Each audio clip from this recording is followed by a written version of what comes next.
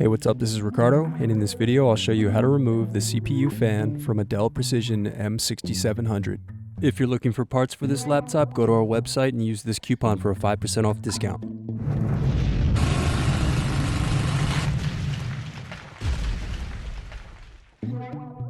First, slide locking mechanism to the side to release the battery. Now unscrew, then slide over base to remove it from the laptop.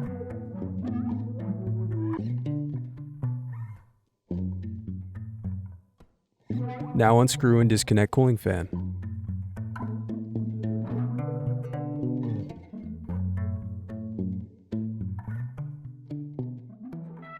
Thanks for watching. Don't forget to like and subscribe if you enjoyed this video.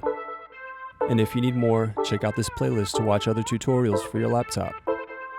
You can also click here to find parts for your laptop at partspeople.com.